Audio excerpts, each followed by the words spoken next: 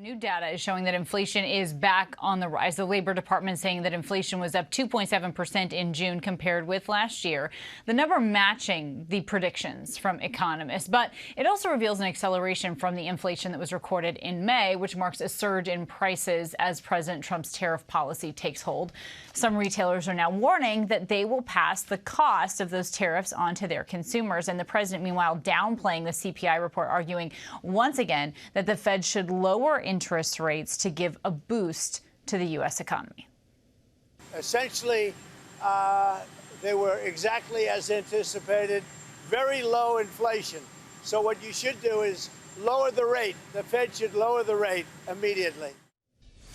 And we'll talk about his calls to lower the interest rate here in a moment, but I want to bring in Daniel Hornung. He is a senior fellow at MIT and former deputy director of the National Economic Council. Wonderful to have you here with us. And, you know, one of our business analysts here at ABC said this report is really the first time that consumers are starting to see and feel the impact of these tariffs in their own wallets. So what's your analysis of that? And do you think that that's only going to get worse as some of these businesses don't have the inventory that they used to?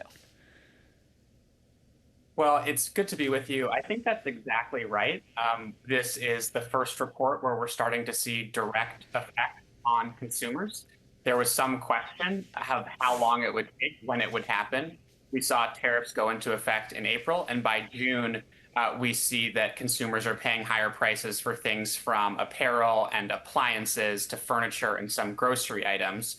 And I think you're right that we're going to see more dramatic effects in the months ahead. And the question will be, if President Trump goes forward with those higher tariffs in August, whether that actually will lead to even higher prices come the fall.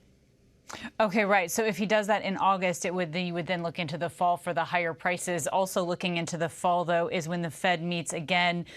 Some people saying there probably won't change interest rates now. September, maybe not September either. What's your take?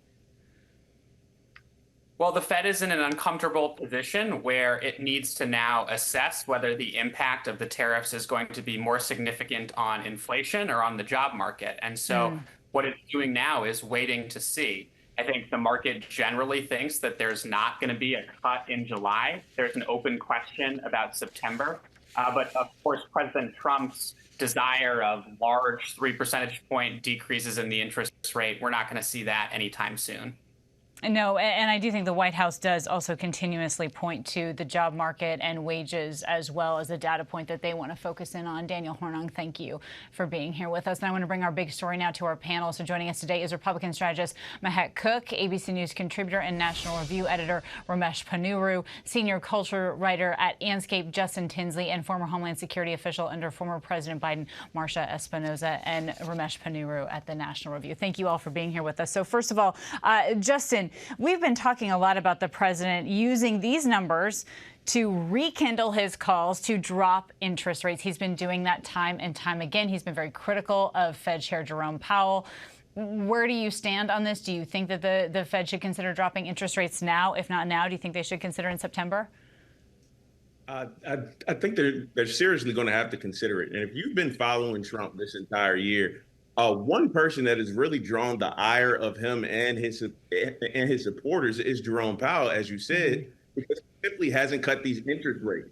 And if you read each report like this and each comment from Trump, whether it's on social media or otherwise, he's basically trying to lead Jerome Powell into leaving his office. And if that would happen, that would be a historic moment that has no precedent. Look, the Fed has been in political disputes before, right? It happens when you're the world's most powerful bank, and it normally just stays quiet and lets things play out. But the difference here is they're up against a president who doesn't mind spectacles on the world stage. So this beef may not have front page headlines day in and day out, but I need everyone to understand that this impacts you, me, and nearly every American. It certainly does. And we're talking about pocketbooks. We're talking about grocery prices and rent prices. But also, Mahek, the White House really points to a few other data points. As I mentioned, I spoke with trade advisor Peter Navarro yesterday, and he said that they're seeing wages go up faster than inflation. And that's a data point that the White House is really focused in now, although inflation does continue to tick up, although, as the president says, it's within the margins. Do you agree with Peter Navarro's focus on those other data points? Look, I agree with Peter Navarro and what the White House has done. This president handed Joe Biden, when Joe Biden came into office, zero issues with our economy. We were humming along until Biden came into office. And what Trump has done today is he's promised to fight inflation, and that's exactly what he's doing. Inflation grew under Biden to a bone crushing 8%. We were paying in Ohio over $11,000 more. Inflation was destroying American lives. And what did Democrats say? The economy is doing great. Here's the truth. Today's inflation number is going to be good news, but there's more that could be done. We're finally back on track. Annualized inflation is lower than it was under Joe Biden's 2.9%. We have to start making comparisons and realize the American worker, the American economy is continuing to do well. We have higher wages. Americans finally can afford their groceries and gas. So this is going to continue to do better. We need to start celebrating what President Trump has brought back to Americans, and that's we can finally afford to be here and we can live that American dream. And that's a huge blessing under President Trump. We are seeing some prices stabilize. Eggs is another one that the White House is touting, as well as gas. But Marcia, we are seeing, some prices go up as well, certainly on many items, including some groceries. But do you think the president is saying that this is exactly what he wants here? Is he's calling it very low inflation? I mean, that's sort of how he's categorizing it, kind of brushing it off. Absolutely not. Look, he campaigned on lowering prices for Americans, and the fact is the numbers are not lying here. We're seeing it in black and white. Inflation continues to rise. And while it isn't as high as it was like a year or two ago, June's numbers are still rising, and we've seen that the last few months, and that's just not acceptable to a lot of people. We feel it in our pocketbook. And policies like tariffs are making it worse. So everything from food, rent, appliances, toys, all of those costs are on the rise. We are feeling that in our pocketbooks, and the Trump's tariffs and trade wars are making everything you buy more expensive. Ramesh, do you think that the inflation numbers, the overall health of the economy, will impact the president's decision to move forward with some of these tariffs in August? I think that he is pretty sensitive to the market reaction on the tariffs.